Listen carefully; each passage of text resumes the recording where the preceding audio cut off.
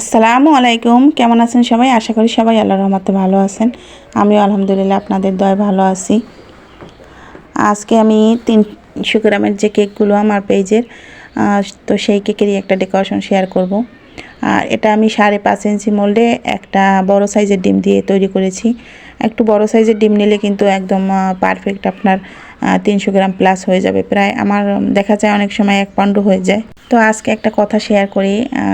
অনেক আপুরাই আছে যে আমার ভয়েসটা খুব বেশি ভালো পছন্দ করে না। আসলে আমি গুছিয়ে নাকি কথা বলতে পারি না, রিডিং পড়ার মতো কথা বলি। অনেকে আবার বলে কথা বলতে পারে না, ভিডিও করতে এসেছে।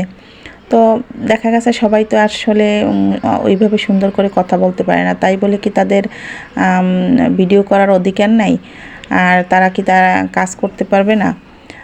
যেহেতু আমি এখানে একটা কাজের জন্য বা আমি কিছু শেখানোর জন্য এসেছি, এখানে আমায় কিভাবে কথা বলি বা না বলি শুধু আপুরা বুঝলেই হলো। আমি তো আর এখানে আমি ভাষণ দিতে বা আছে না যে টকশো করতে আসিনি। তো দেখা গেছে আমি কথা বলতে পারি না, যাদের ভালো না লাগবে তারা স্কিপ করতে পারে, এতে কোনো সমস্যা নেই। কিন্তু দেখা গেছে কমেন্টের মাঝখানে, ভিডিওর মাঝখানে এসে একটা কমেন্ট করে চলে যায়। এই ধরনের আসলে মন মানসিকতা, আমরা তো এত ভিডিও দেখি, কখনো তো আমরা নেগেটিভ কোনো কমেন্ট কারো পেজে গিয়ে করি না। দেখা গেছে খুব খারাপ লাগে, তারপরও আমরা নেগেটিভ কোনো কমেন্ট করি না, বা দেখা গেছে আমরা ওইটা স্কিপ করে যাই। তো আসলে দয়া করে এরকম বলবেন না। সবার কথা বলার তো ধরন একরকম না। যেহেতু আমি এরকম কথা বলি ছোটোবেলা থেকে, আমার অভ্যাস, কথা বলার ধরনটা এরকম। তো সবার তো আসলে আল্লাহ সব ক্ষমতা দেয় নাই। দেখা গেছে কাউকে অনেক সুন্দর করে কথা বলার ক্ষমতা দিয়েছে, আবার অন্য কোনো গুণ দেয় নাই। আমাকে আল্লাহ যেটুকু দিয়েছে শুকুর আলহামদুলিল্লাহ, কিন্তু ওইরকম সুন্দর করে কথা বলতে পারি না। তার জন্য কিন্তু আমি দায়ী না।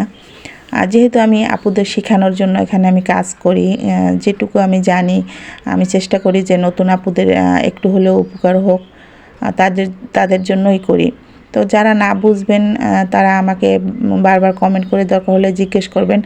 আপনাদের কমেন্টে কিন্তু আমি বিরক্ত হই না, কিন্তু কিছু আপুরা আছে নেগেটিভ কমেন্ট করে, একটা ভালো কমেন্ট না করে নেগেটিভ একটা কমেন্ট করে চলে যান।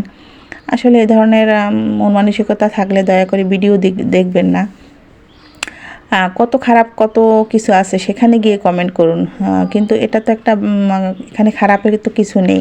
এটা তো একটা ভালো ভিডিও আমি তৈরি করছি, হেল্পফুল হয় যাতে, ডেকোরেশন দেখাচ্ছি যাতে সবাই একটু হলে আইডিয়া পায় যে কীরকম কোন কেকে কীরকম ডেকোরেশন দরকার। যেহেতু আমিও নতুন, আপুরাও আছে এরকম নতুন, যে নতুন আপুদের জন্য এই আইডিয়াটা কাজে লাগবে এই জন্য। তো এখানে নেগেটিভের তো কোনো আমি কিছু দেখছি না।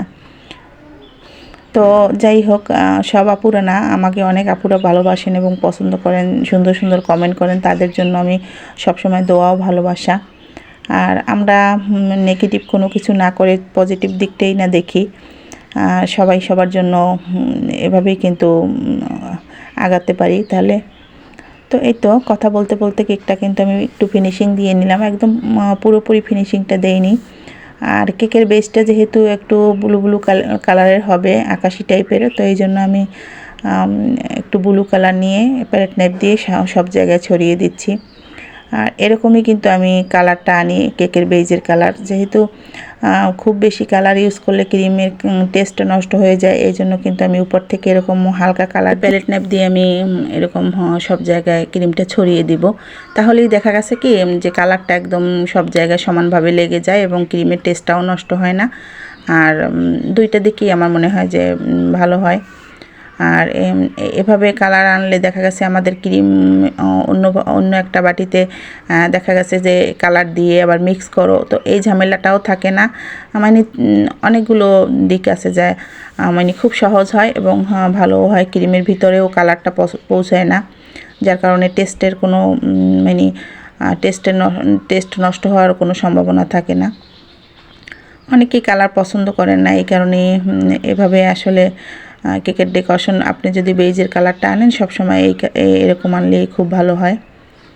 আর এই টিপসটা অনেক আপুরাই ফলো করে। তো আমি দেখা গেছে কি আমি ওইভাবে কিন্তু ফলো করিনি। আমি দেখা গেছে যে এইভাবে একটু কালার আনি তাহলে আসলে আমার কষ্টটা কম হবে। আর ভিতরেও মানে কেকের কালারটা মানে বেইজের কালারটা পৌঁছাবে না কেকের ক্রিমের ভিতরে। তো এই চিন্তা করে যখন আনছি, তো এখন অনেক আপুরাই এরকম কিন্তু এই টিপসটা ফলো করে। তো আপনারাও যারা নতুন আছেন, যাদের এই ধরনের আইডিয়া নেই, তারা এইভাবে দেখতে পারেন ফলো করে। তো কথা বলতে বলতে কিন্তু আমার একদম ফিনিশিংটা হয়ে গেছে। আর এখানে আমি অনেম নজল নিয়েছি। অনেম নজল দিয়ে একদম সিম্পল একটা ডেকোরেশন, যেহেতু 300 গ্রামের একটা কেক, 2টা ফুল করে দিব, একটু বড় বড় করে একটু গোলাপ করে দিব। আর হ্যাঁ, কেকটা একদম হুটহাট আমার দেখা গেছে কি হুটহাট অর্ডার এসে পড়ে। তো ওই পাড়ারই আমার একটা মেয়ের মতো হয়। তো ও এসে অর্ডারটা দিয়ে গিয়েছিল যে আন্টি আপনি আপনার পছন্দ মতো দিয়েন, শুধু কালার এরকম দিয়েন। তো আমি সেই অনুযায়ী করেছি। আর যেহেতু ছোট একটা কেক, দুপুরের টাইমে এসে বলেছিল আর সন্ধ্যার দিকে এসে নিয়ে গিয়েছিল। তো এই তো প্রায় কিন্তু আমার ডেকোরেশনটা কমপ্লিট। এখন আমি লিপ নজেল তো আমি ব্যবহার করি না, সবসময় আমি লিপের কাজটা কিন্তু পাইপিং ব্যাগ দিয়েই করি। তো পাইপিং ব্যাগ কেটে আমি কিছু পাতা দিয়ে দিব, আর এতে কিন্তু কেকটা দেখতে আর একটু সুন্দর লাগবে। আর অফ স্ক্রিনে আমি নামটা লিখে নিয়েছি, কারণ আমি সবসময় বলি যে ক্যামেরার সামনে নাম লিখতে গেলে আমার মানে লেখাটা কেমন এলোমেলো হয়ে যায় এবং সুন্দর করে লিখতে পারি না। তো এই কারণে কিন্তু আমি অফ স্ক্রিনে নামটা লিখে নিয়েছি। আর এখানে কিছু ছোট বড় কিছু স্প্রিঙ্কেল দিয়ে দিব, যাতে কেকের লুকটা আরও সুন্দর লাগে।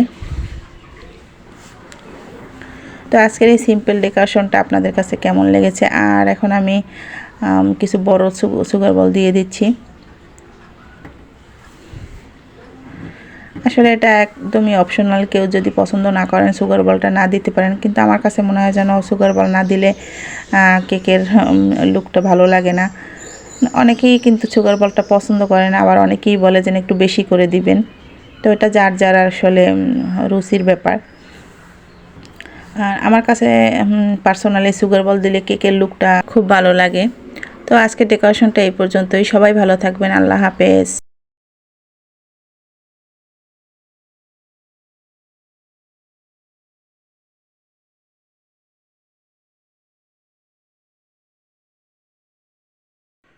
তো আজকের কেকটা কেমন হয়েছে সবাই জানাবেন। সবাই ভালো থাকবেন। আল্লাহ হাফেজ।